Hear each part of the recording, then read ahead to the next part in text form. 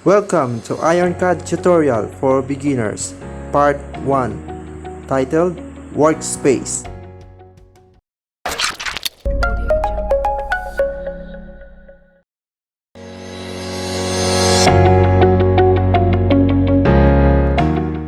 In this video tutorial, I will show you where to download the software. Starting up the application. And finally, overview of the scene or workspace. So let's get started.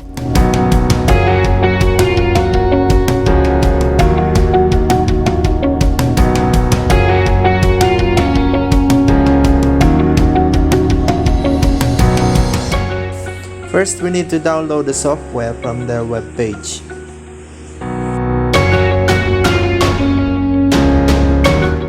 The www.ironcad.com.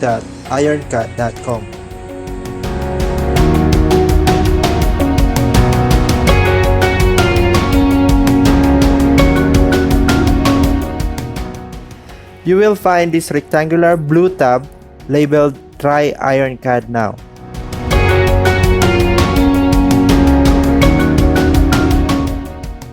That is the same tab on the upper right corner of this page. Before you click it, you can have a quick browsing on their page.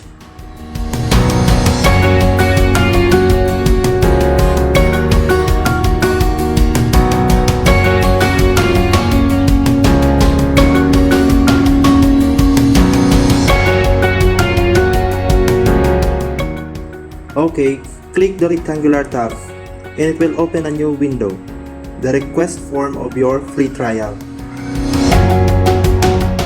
Then click Request Now. Another window will pop up. You need to fill up the required fields.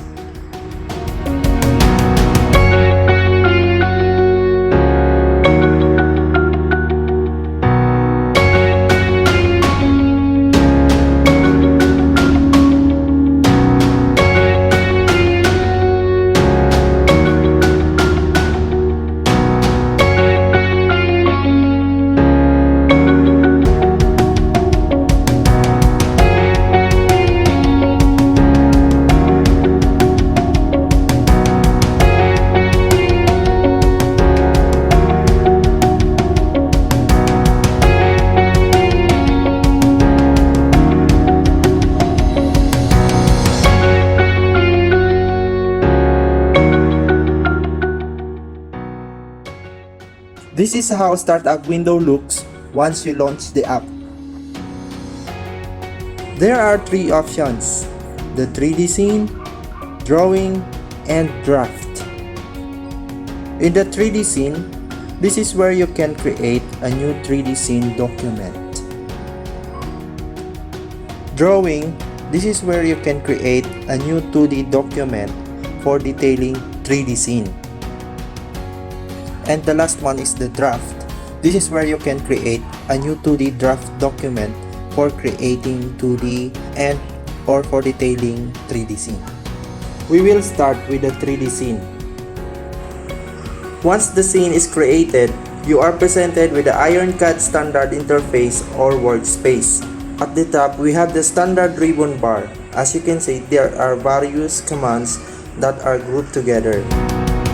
The commands that are related to feature, sketch, but we also have commands that are related to make assemblies, import and export parts to communicate with other CAD software.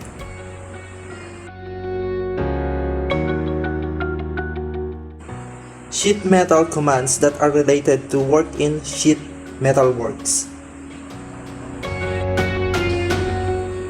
The Tools tab, there will find various tools to aid on your design work.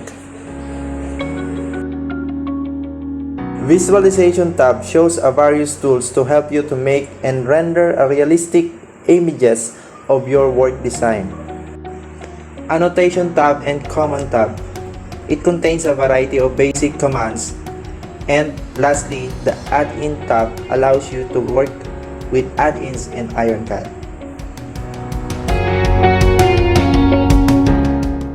And to the right, we have the catalog browser. This is one of the key design tools inside of IRONCAD. This catalog contains a variety of shapes. For example, you see different design shapes like block, slab, slot, and cylinder.